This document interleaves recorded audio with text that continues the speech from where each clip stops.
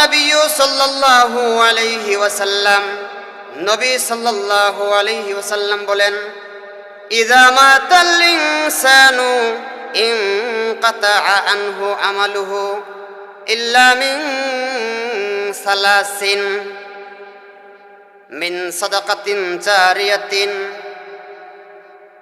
ওয়া মিন ইলমিন ইউনতাফাউ বিহি ওয়া মিন ওয়ালাদিন সালিহিন ইয়াদউ লাহু। যারা নিজেদের সন্তানকে আলেম বানায় ওদের ফজিলত কি? রাসূল বলেন, ও দুনিয়ার মানুষেরা শুনে রাখো, কান খুলে শুনে রাখো, মানুষ যখন মারা যাবে, মারা যাওয়ার সাথে সাথে তার সমস্ত আমল বন্ধ হয়ে যাবে। সমস্ত আমল ইল্লা মিন সালাসিন, তবে তিনটা আমল জারি থাকবে মারা যাওয়ার পরেও। সকলে বলি সুবহানাল্লাহ। মারা যাব, আমল করতে হবে না, এরপরেও তিনটা আমল জারি থাকবে। এই আমলগুলো আমার হক, চাই কি চাই না? চাইলে কাজ করতে হবে। কি করতে হবে? কাজ করতে হবে। তাহলে এই কাজগুলো কি? এক নাম্বার হচ্ছে মিন সাদাকাতিন জারিয়াতিন। এক নম্বরের কাজ হচ্ছে সাদাকায়ে জারিয়া করা। মাদ্রাসা করছে, মসজিদ করছে, ব্রিজ করছে, উন্নয়নমূলক কাজ করছে। এই কাজ যদি করতে পারে, মানুষ মারা যাবে ঠিকই, কিন্তু কবরের মধ্যে আমল জারি থাকবে। সকলে বলে সুবহানাল্লাহ। দুই নম্বর কাজ কি? ওয়া মিন ইলমিন ইউনতাফাউ বিহিন নাস। দুই নাম্বার হচ্ছে এলেমের মার্কাজ তৈরি করা, মাদ্রাসা তৈরি করা, মক্তব তৈরি করা, দর্সের ব্যবস্থা করা, যেখানে কোরআন হাদিস শেখানো হয়। তাহলে মাদ্রাসা করা, মক্তব করা। এই যে আপনারা যে মাদ্রাসা করছেন, 1 টাকা হইলেও তো দান করছেন কি করেন নাই? মারা যাওয়ার পরেও আপনার কবরের মধ্যে যতদিন মাদ্রাসা আছে সব পৌঁছতেই থাকবে। এই জন্য এই মাদ্রাসাকে টিকিয়ে রাখা আমাদের জন্য আবশ্যক। কথা বলেন ঠিক কিনা? 3 নম্বর আর একটা পার্সোনালি আমল আছে। ওয়া মিন ওয়ালাদিন সালিহিন। 3 নম্বরের কাজ হচ্ছে নেক সন্তান রেখে যাওয়া। ইয়াদউ লাহু, মারা যাওয়ার পরে বাবার জন্য সন্তান দোয়া করে। বর্তমানে সন্তান কোথায় পাবেন? সব শয়তান, অধিকাংশ শয়তান। এই জন্য আল্লাহ দোয়া শেখাইছেন, রব্বি রব্বি হাবলি মিনাস সালিহিন। ও আল্লাহ, আমাকে নেক সন্তান দান কর। এই দোয়াটা আমরা সকলে শিখব, রব্বি হাবলি মিনাস সালিহিন। তাহলে এই দোয়া করলে আল্লাহ পাক কি করবেন? নেক সন্তান দান করবেন। আমরা এই আমলগুলো করব। তাহলে কয়টা আমলের কথা বললাম? মারা যাওয়ার পরেও জারি থাকবে কয়টা আমল? 3টা আমল। 1 নাম্বার হচ্ছে সাদাকায়ে জারিয়া করা। 2 নম্বরের কাজ হচ্ছে এলেমের মার্কাজ তৈরি করা, মাদ্রাসা তৈরি করা, মক্তব তৈরি করা। রাজি আছে না নাই? 3 নাম্বার হচ্ছে নেক সন্তান রেখে যাওয়া। যারা বৃদ্ধ হয়ে গেছেন, নাতিদেরকে আলেম বানাবেন, হাফেজ বানাবেন। তাহলে ওই সন্তান আপনার জন্য যতদিন দোয়া করবে, কবরের মধ্যে সব পৌঁছতেই থাকবে। সকলে বলি সুবহানাল্লাহ। এটা হইল অভিভাবক যারা আছে তাদের ফায়দা। এবার যারা এলেম শিখবে, আলেম হবে, হাফেজ হবে, ওদের জন্য মনে হয় ফজিলত নাই? আছে না নাই? যারা আলেম হবে, হাফেজ হবে, ওদের ফজিলত কি? ইবনে মাজাহ শরীফের 223 নম্বর হাদিস। ইবনে মাজাহ শরীফের 223 নম্বর হাদিস। আন কাসির ইবনে কাইস রাদিয়াল্লাহু তাআলা আনহু, কাসির ইবনে কাইস থেকে বর্ণিত আছে, ক্বালা, তিনি বলেন, কুনতু মা আবি দারদা ফি মসজিদি দামেস্ক। আবু দারদা বলেন,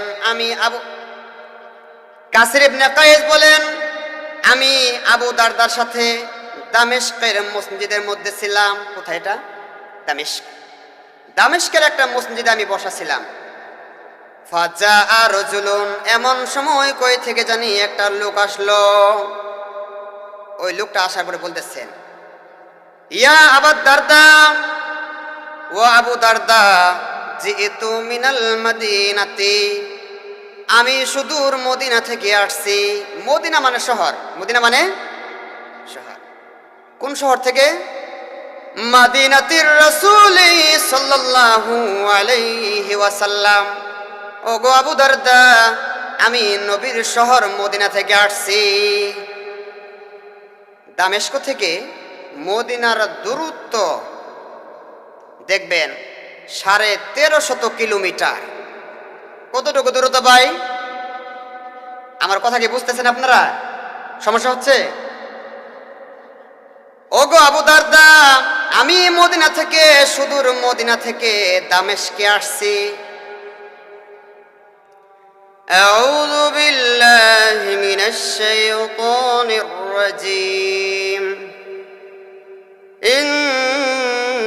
ইন্নাল্লাহা ওয়া মালাইকাতাহু ইউসাল্লুনা আলান নবী يا أيها الذين آمنوا صلوا عليه وسلموا تسليما। আমরা সকলে দুরূদ ইব্রাহিম পারি না? সকলে পারি? আমরা একটু পড়ি, হ্যাঁ?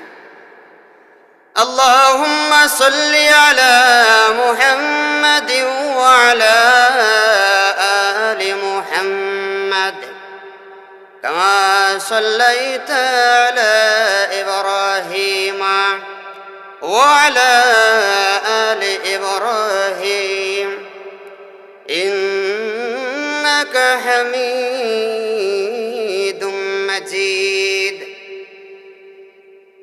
اللهم بارك على محمد وعلى آل محمد كما باركت على إبراهيم وعلى آل إبراهيم إنك حميد مجيد الحمد لله। হযরত অত্যন্ত সুন্দর আলোচনা করতেছিলেন। তো হুজুর যে কথাগুলো বলছেন, এই কথাগুলোর উপরে চিন্তা ফিকির করলে, আমল করলে নাজাতের জন্য যথেষ্ট হবে কি হবে না? তো আলহামদুলিল্লাহ, শাহাবদীর চর মধ্যপাড়া বাইতুল উলুম নুরানি ও হাফিজিয়া মাদ্রাসার হাফেজ ছাত্রদের দিস্তারবন্দি উপলক্ষে আজকের আয়োজিত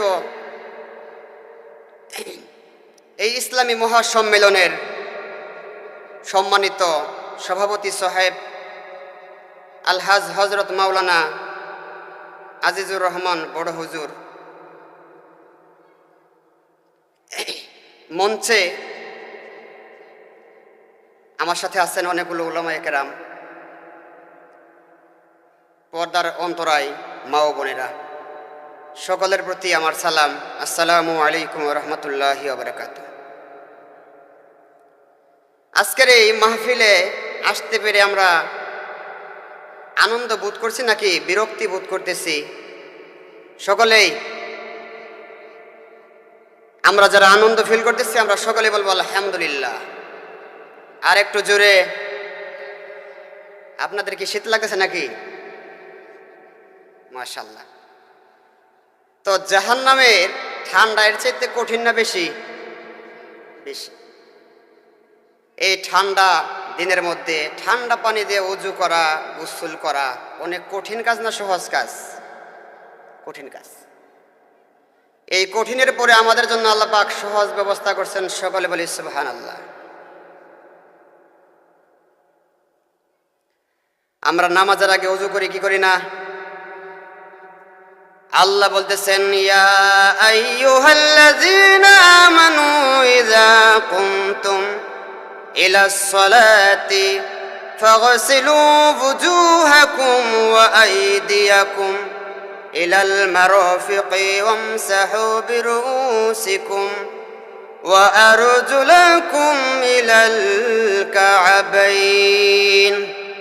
আল্লাহ বলতেছেন, ও ঈমানদার, যখন তোমরা নামাজে দাঁড়াবে তোমাদের 4টা অঙ্গ ধৌত করবে। নামাজের মধ্যে নামাজ পড়তে হলে আমাদের ওযু করতে হয় কি হয় না? ওযুর মধ্যে ফরজ কয়টা আছে? 4টা ফরজ আছে। আল্লাহ বলেন, ও ঈমানদারেরা, তোমরা যখন নামাজের মধ্যে দাঁড়াবে তোমরা আল্লাহ পাকের সন্তুষ্টির জন্য 4টা অঙ্গ ধৌত করবে। আমি আল্লাহ পাক মনে করে নিব তোমরা গোসল করে নামাজে দাঁড়াইছো। সকলে বলি সুবহানাল্লাহ। কয়টা অঙ্গ ভাই? 4টা অঙ্গ ধৌত করি। 1 নম্বরে কি করি আমরা? ইয়া আইয়ুহাল্লাযীনা আমানু ইযা কুমতুম ফাগসিলু ওয়ুজুহাকুম। ও ঈমানদার, তোমরা যখন নামাজে দাঁড়াবে তোমাদের চেহারাকে ধৌত করবে। কি ধৌত করবে? চেহারা। আল্লাহ গোসল করা সম্ভব না, 4টা অঙ্গ ধৌত করে নিও। 4টা অঙ্গ ধৌত করার পরে যদি নামাজে দাঁড়াও আমি আল্লাহ মনে করে নিব তুমি গোসল করে নামাজে দাঁড়াইছো। সকলে বলি সুবহানাল্লাহ। আমাদের সমাজের মধ্যে বিয়ের জন্য পাত্রী দেখতে আসে, ঠিক না? আসার পরে আগে কি দেখে? আগে হাত দেখে নাকি? আগে চেহারা দেখে, এরপরে বলে দেখি তোমার হাতটা কেমন। হাত দেখে, ঠিক আছে না? দেখে কি দেখে না? এরপরে বলতেছে মা দেখি তোমার চুলটা কেমন। দেখে কি দেখে না? আপনাদের এখানে মনে দেখে না নাকি দেখে? এরপরে যখন 3 অঙ্গ ধৌত করেছে এবার বলে মা একটু হাঁটো তো দেখি, পাওটা একটু দেখি, হাঁটতে পারে না কি নাকি? তো এবার যখন পাত্রী দেখার পরে যাইতেছে কেউ জিজ্ঞাসা করছে কই গেছিলা? বলতেছে অমুকের মেয়ে দেখতে গেছিলাম। মেয়ে কি দেখছে না? মেয়ের 4 অঙ্গ দেখছে। মেয়ের কয় অঙ্গ দেখছে? 4 অঙ্গ দেখছে কিনা বেশি দেখছে? 4 অঙ্গ দেখছে। এবার কি বলে না 4টা অঙ্গ দেখে আসছে, এই কথা বলে না, পুরা অঙ্গ দেখছে এরকম। তাহলে 4টা অঙ্গ দেখলে মনে করা হবে পুরা বডি কেমন একটা আইডিয়া হবে। হবে কি হবে না? আল্লাহ বলেন, ও ঈমানদারেরা, তোমরা যখন নামাজে দাঁড়াও তোমাদের পুরা বডি ধৌত করা সম্ভব না। যদি 4টা অঙ্গ ধৌত করতে পারো আমি আল্লাহ পাক মনে করে নিব তুমি গোসল করে নামাজে দাঁড়াইছো। সুবহানাল্লাহ কে বলা যাবে না? মাশাআল্লাহ। তাহলে ঈমানের পরে সবচেয়ে গুরুত্বপূর্ণ নামাজ। এই নামাজ আমরা ছাড়বো নাকি ধরবো? হুজুর শীতের দিন একটু কি ছাড় দেওয়া যায় না? ছাড় দেওয়া যাবে না। এই 5 ওয়াক্ত নামাজ আমাদেরকে কন্টিনিউ করতে হবে। ঈমানের পরে হচ্ছে নামাজের স্থান। আমরা কালেমা পড়তে পারি, কালেমা শাহাদাত। আমার সাথে পড়েন তো একটু। আশহাদু আল্লা ইলাহা ইল্লাল্লাহু ওয়া আশহাদু আন্না মুহাম্মাদান আবদুহু ওয়া রাসূলুহু। I bear witness that there is no God except Allah, and I bear witness that Muhammad sallallahu alaihi wasallam his servant and his messenger. আমরা কালেমা পড়লাম, এর অর্থ কি? আমি সাক্ষ্য দিচ্ছি আল্লাহ ছাড়া কোনো মাবুদ নাই। হযরত মুহাম্মদ সাল্লাল্লাহু আলাইহি ওয়াসাল্লাম আল্লাহর বান্দা এবং রাসূল, মেসেঞ্জার। তাহলে আমরা এই কালেমাটা বেশি বেশি পড়ব। এই কালেমা পড়লে লাভ কি? রাসূল আকরাম সাল্লাল্লাহু আলাইহি ওয়াসাল্লাম হাদিসের মধ্যে ইরশাদ করেন, যখন কোনো বান্দা ওযু করার পরে কালেমায়ে শাহাদাত পড়ে, রাসূল বলেন ওই ব্যক্তির জন্য জান্নাতের 8টা দরজা খুলে দেওয়া হয়। সকলে বলি সুবহানাল্লাহ। ওযুর পরে পড়া কি কষ্ট হয়ে যাবে? এই 4টা অঙ্গ আমরা ধৌত করব, রাজি আছি না নাই? আল্লাহ পাক আমাদের সকলকে তৌফিক দান করুন। তাহলে আজকের এই মাহফিলটা মসজিদ কর্তৃক নাকি মাদ্রাসা? মাদ্রাসা কর্তৃক, ঠিক আছে না? এই মাদ্রাসায় পড়া এবং পড়ানোর ফজিলত আছে না নাই? তাহলে আগে আমরা ফায়দা জানি, এরপরে আমরা মূল আলোচনার দিকে যাব ইনশাল্লাহ। রাজি আছে না নাই? তাহলে যারা নিজেদের সন্তানকে কোরআনের হাফেজ বানাবে, আলেম বানাবে, তাদের জন্য ফজিলত আছে না নাই? قال النبي صلى الله عليه وسلم, নবী সাল্লাল্লাহু আলাইহি ওয়াসাল্লাম বলেন, ইযা মাতাল ইনসানু ইনকাতাআ আনহু আমালুহু ইল্লা মিন সালাসিন, মিন সাদাকাতিন জারিয়াতিন ওয়া মিন ইলমিন ইউনতাফাউ বিহি ওয়া মিন ওয়ালাদিন সালিহিন ইয়াদউ লাহু। যারা নিজেদের সন্তানকে আলেম বানায় ওদের ফজিলত কি?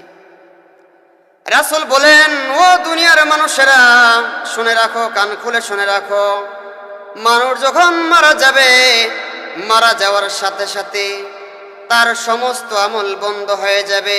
সমস্ত আমল বন্ধ, ইল্লা মিন সালাসিন, তবে তিনটা আমল জারি থাকবে মারা যাওয়ার পরেও। সকলে বলি সুবহানাল্লাহ। মারা যাব, আমল করতে হবে না, এরপরেও তিনটা আমল জারি থাকবে। এই আমলগুলো আমার হক, চাই কি চাই না? চাইলে কাজ করতে হবে। কি করতে হবে? কাজ করতে হবে। তাহলে এই কাজগুলো কি কি? এক নাম্বার হচ্ছে মিন সাদাকাতিন জারিয়াতিন, এক নাম্বারের কাজ হচ্ছে সাদাকায়ে জারিয়া করা।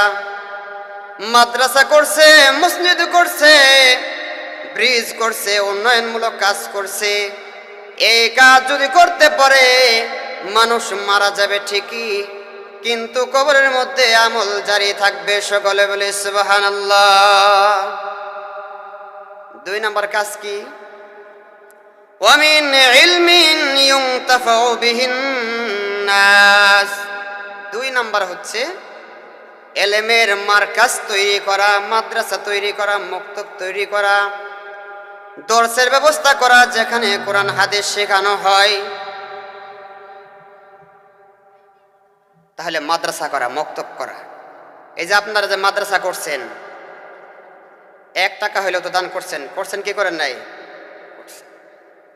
মারা যাওয়ার পরেও আপনার কবরের মধ্যে যতদিন মাদ্রাসা আছে সব পৌঁছতেই থাকবে। এই জন্য এই মাদ্রাসাকে টিকিয়ে রাখা আমাদের জন্য আবশ্যক। কথা বলেন ঠিক কিনা? 3 নাম্বার আর একটা পার্সোনালি আমল আছে, ওয়া মিন ওয়ালাদিন সালিহিন, 3 নাম্বারের কাজ হচ্ছে নেক সন্তান রেখে যাওয়া। ইয়াদউ লাহু, মারা যাওয়ার পরে বাবার জন্য সন্তান দোয়া করে। বর্তমানে সন্তান কোথায় পাবেন? সব শয়তান, অধিকাংশ শয়তান। এই জন্য আল্লাহ দোয়া শেখাইছেন, রব্বি রব্বি হাবলি মিনাস সালিহিন, ও আল্লাহ আমাকে নেক সন্তান দান করো। এই দোয়াটা আমরা সকলে শিখব, রব্বি হাবলি মিনাস সালিহিন। তাহলে এই দোয়া করলে আল্লাহ পাক কি করবেন? নেক সন্তান দান করবেন। আমরা এই আমলগুলো করব। তাহলে কয়টা আমলের কথা বললাম? মারা যাওয়ার পরেও জারি থাকবে কয়টা আমল? 3টা আমল। 1 নাম্বার হচ্ছে সাদাকায়ে জারিয়া করা। 2 নাম্বারের কাজ হচ্ছে এলেমের মার্কাজ তৈরি করা, মাদ্রাসা তৈরি করা, মক্তব তৈরি করা। রাজি আছে না নাই? 3 নাম্বার হচ্ছে নেক সন্তান রেখে যাওয়া। যারা বৃদ্ধ হয়ে গেছেন নাতিদেরকে আলেম বানাবেন, হাফেজ বানাবেন। তাহলে ওই সন্তান আপনার জন্য যতদিন দোয়া করবে কবরের মধ্যে সব পৌঁছতেই থাকবে। সকলে বলি সুবহানাল্লাহ। এটা হইল অভিভাবক যারা আছে তাদের ফায়দা। এবার যারা এলেম শিখবে, আলেম হবে, হাফেজ হবে, ওদের জন্য মনে হয় ফজিলত নাই, আছে না নাই? যারা আলেম হবে, হাফেজ হবে, ওদের ফজিলত কি? ইবনে মাজাহ শরীফের 223 নম্বর হাদিস, ইবনে মাজাহ শরীফের 223 নম্বর হাদিস। আন কাসির ইবনে কাইস রাদিয়াল্লাহু তাআলা আনহু, কাসির ইবনে কাইস থেকে বর্ণিত আছে, ক্বালা তিনি বলেন, কুনতু মা আবি দারদা ফি মসজিদি দামেস্ক। আবু দারদা বলেন, কাসির ইবনে কাইস বলেন, আমি আবু দারদার সাথে দামেস্কের মসজিদের মধ্যে ছিলাম। কোথায় এটা? দামেস্ক। দামেস্কের একটা মসজিদে আমি বসা ছিলাম। ফাজাআ রাজুলুন, এমন সময় কই থেকে জানি একটা লোক আসলো। ওই লোকটা আসার পরে বলতেছেন, ইয়া আবু দারদা, ও আবু দারদা, জিতু মিনাল মদিনাতি, আমি সুদূর মদিনা থেকে আসছি। মদিনা মানে শহর, মদিনা মানে শহর। কোন শহর থেকে? মদিনাতির রাসূল সাল্লাল্লাহু আলাইহি ওয়াসাল্লাম। ও গো আবু দারদা, আমি নবীর শহর মদিনা থেকে আসছি। দামেস্ক থেকে মদিনার দূরত্ব দেখবেন 1350 কিলোমিটার। কতটুকু দূরত্ব ভাই? আমার কথা কি বুঝতেছেন আপনারা? সমস্যা হচ্ছে? ওগো আবু দারদা, আমি মদিনা থেকে, সুদূর মদিনা থেকে দামেস্কে আসছি। তো কেন আসছো? ক্বালা বালাগানি আন্নাকা তুহাদ্দিসু বিহি আনিন নবী সাল্লাল্লাহু আলাইহি ওয়াসাল্লাম। ও আবু দারদা, সুদূর মদিনা থেকে 1350 কিলোমিটার পাড়ি দিয়ে দামেস্কে আসছে। কেন? লি হাদিসেন, একটা হাদিসের জন্য। বালাগানি, আমার কাছে খবর পড়ছে, তুহাদ্দিসু বিহি আনিন নবী সাল্লাল্লাহু আলাইহি ওয়াসাল্লাম। ওগো আবু দারদা, তুমি নবী থেকে একটা হাদিস বর্ণনা করো। ওই হাদিসটা শোনার জন্য 1350 কিলোমিটার পাড়ি দিয়ে মদিনা থেকে সুদূর দামেস্কে আসছে। আমরা কি পারবো? বাড়ির কাছে মাহফিল, তো এই মাহফিলের মধ্যে আসাও আমাদের কিসমতে জুটে না, ঠিক আছে না? বলে প্রধান বক্তা যখন বসবে ওই সময় দু একটা কথা বলবো, আর বাকি বক্তারা মনে হয় কোরআন হাদিসের বাহিরে কথা বলবে। আগে আগে আসা, ঠিক আছে না?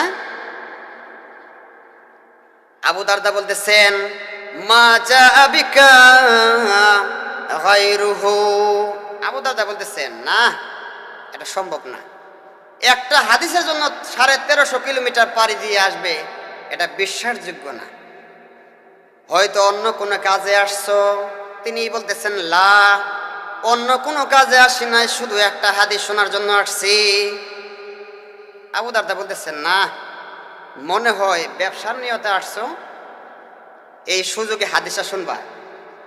ক্বালা লা, ওই ব্যক্তি বলতেছেন, ও গো আবু দারদা, অন্য কোনো ব্যবসার জন্য আসি নাই, শুধু একটা হাদিস শোনার জন্য আসছি।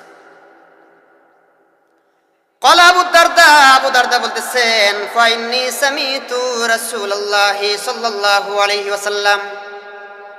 নবমুখ জায়গায় যুদ্ধ করব বলতেন না, কিন্তু তাবুক যুদ্ধের মধ্যে নবম হিজরিতে নবী সাল্লাল্লাহু আলাইহি ওয়াসাল্লাম স্পষ্ট ভাবে বললেন, ও সাহাবীরা, আগামীকাল তাবুক যুদ্ধে যাব।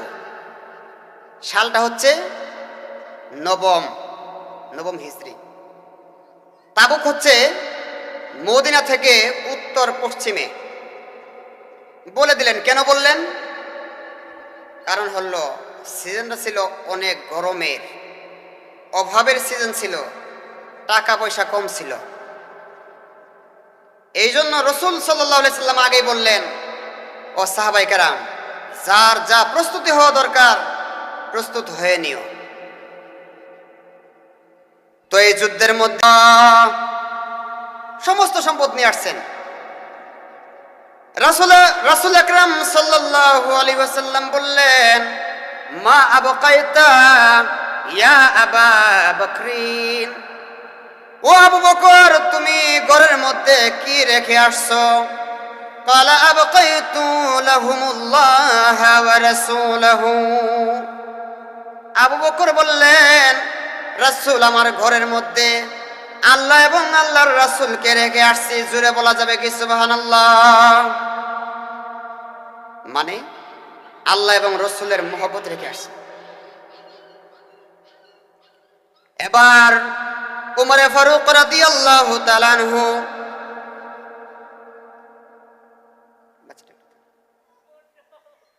উমরে ফারুক রাদিয়াল্লাহু তাআলা আনহু 300 উট দান করছেন তাবুক যুদ্ধের জন্য। কত? 350টি ঘোড়া, 1000 দিনার স্বর্ণ মুদ্রা। দানটা কি কম হইল না বেশি হইল? এতটুকু দান করছেন।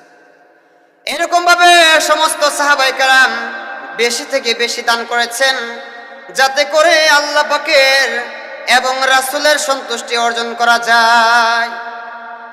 দান করে দিলেন। কিন্তু 3 জন সাহাবী যুদ্ধের মধ্যে অংশগ্রহণ করতে পারলেন না। কাব ইবনে মালিক রাদিয়াল্লাহু তাআলা আনহু, মুরারা ইবনে রাবি, হেলাল ইবনে উমাইয়া। কয়জন সাহাবী? 3 জন সাহাবী। একটু অলসতা করলেন, আজ যাব, কাল যাব, পরশু যাব। খেজুর পাকতেছে মৌসুম। আমাদের যে এরকম ভাবে ধান পাকে, আরবের মধ্যে কি পাকে? খেজুর পাকে। আর দেখবেন মসজিদের মধ্যে যদি নাম লেখা 3 দিনের জন্য, দেখবেন নাম 40 জন হয়ে গেছে। যেই দিন যাওয়ার ডেট ওই দিন 5 জন পাওয়া গেছে। কথাটা কি ভুল বললাম? তো খেজুর পাকার সিজন, খেজুরের প্রতি একটা মায়া আছে। আজকাল করতে করতে আর যাইতে পারে নাই। এবার তাবুক যুদ্ধ থেকে যখন নবী সাল্লাল্লাহু আলাইহি সাল্লাম ফিরে আসছেন, আসার পরে যত মুনাফিক মদিনার মধ্যে ছিল নবীর কাছে জমা হয়েছেন। নবীর কাছে, ইয়া রাসূলুল্লাহি, ইয়া হাবিবাল্লাহি, আমার বিশাল সমস্যা ছিল। আসলে কিছুই না, আসলেই কিছুই না। এই 3 জন সাহাবী সত্য কথা বলবে, হুজুর এমনি যাই নেই। অন্যান্য সাহাবীরা পরামর্শ দিল, ওগো আল্লাহর বান্দারা, তোমরা মেহেরবানি করে সত্য কথা বলো না। নবীকে ভুলভাল একটা বুঝাই দাও। নবী আল্লাহর কাছে দোয়া করবেন, আল্লাহ তোমাদের গুনাহ মাফ করে দিবেন। কিন্তু এই 3 জন পরামর্শ করলেন, আজকে যদি মিথ্যা কথা বলে নবীকে সন্তুষ্ট করি, আসমান থেকে মেসেজ আসবে কি আসবে না? আজকে মিথ্যা বলে খুশি করাইলাম, কালকে তো আল্লাহ পাক জানাই দিবেন, ওই দিন বড় পরিতাপের বিষয় হবে। এই জন্য নবী বেজার হলে এখনই হোক, পরে নবী কি করবেন? ইস্তেগফার করবেন, আমাদেরকে আল্লাহ মাফ করে দিবেন। এবার এই 3 জন যখন নবীর কাছে গেছেন, যাওয়ার পরে বলতেছেন, ইয়া রাসূলুল্লাহি, ইয়া হাবিবাল্লাহি, হুজুর আমরা অলসতা করে যাই নাই, শয়তান ওয়াসওয়াসা দিচ্ছে। এক কথাই শেষ। নবী বেজার হয়ে গেলেন। যত মুনাফিকরা আছে, মুনাফিকরা বলতেছে, হুজুর সমস্যা ছিল। নবী বলল, ঠিক আছে যাও। কিন্তু ওদের মায়ের আছে শেষে, আছে না নাই? আছে। এবার নবী যত সাহাবী আছে সবাইকে বলে দিলেন, ও আমার সাহাবায়ে কেরাম, এই 3 জনের সাথে কথা বলা যাবে না। 3 জনের সাথে 50 দিন পর্যন্ত। কয় দিন পর্যন্ত? এখন বলবেন, হুজুর আপনি না বললেন, লা ইয়াহিল্লু লিইমরিইন আইয়াহজুরা আখাহু ফাওকা সালাসি লায়ালিন। 3 দিন পর্যন্ত কোন মুসলমানের সাথে সঙ্গ তরক করা জায়েজ নাই, কথা ছেড়ে দেওয়া জায়েজ নাই। তাহলে নবী যে করলো, ব্যাখ্যা আছে, ব্যাখ্যা আছে। কি আছে? ব্যাখ্যা আছে। ভাই আগে ঠিক করে দেন। আচ্ছা আচ্ছা, ব্যাখ্যা আছেন, ব্যাখ্যা বলতেছে, ঠিক আছে। এবার নবী সাল্লাল্লাহু আলাইহি সাল্লাম সাহাবীদেরকে বললেন, ওগো আমার সাহাবায়ে কেরাম, সাবধান সাবধান, এদের সাথে কথা বলবে না। মাশাল্লাহ, কথা তো সবাই ছেড়ে দিল, সালাম কালামও চলল। এরপরে নবী বললেন, এরা যদি সালাম দেয় সালামের জবাব দিও না। চলল 50 দিন। কই দিন? সূরা তাওবার 118 নম্বর আয়াত। ওয়ালা সালাসাতিল্লাযিনা খুল্লিফু হাত্তা ইযা দাকাত আলাইহিমুল আরদু বিমা রাহুবাত। তাদের তওবা কবুল করতে বিলম্ব করা হয়েছে, এমনকি তাদের কাছে জমিন সংকুচিত হয়ে গেল। বিমা রাহুবাত, যদিও নাকি জমিন অনেক লম্বা, কিন্তু ওদের কাছে সংকীর্ণ হয়ে গেল। এরপর 50 দিন পরে আল্লাহ পাক সূরা তাওবার 118 নম্বর আয়াত নাজিল করলেন।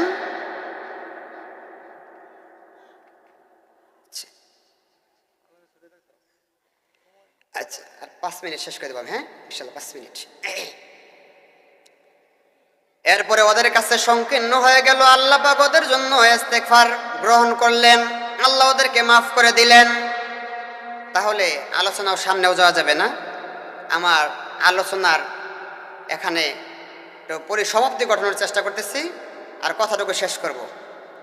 তাহলে আয়াত এবং হাদিসের মধ্যে দেখা গেল কথা ছেড়ে দেওয়া জায়েজ, আবার জায়েজ নাই। এর একটা সমাধান আছে। আল হুব্বু লিল্লাহি ওয়াল বুগদু লিল্লাহি, আল্লাহর জন্য মুহাব্বত, আল্লাহর জন্য শত্রুতা। এই 3টা হাদিস যে বললাম কথা ছেড়ে দেওয়া জায়েজ, এখানে দুনিয়ার স্বার্থ না, বাতর ঠেলাঠেলি না। এখানে ছিল দিনের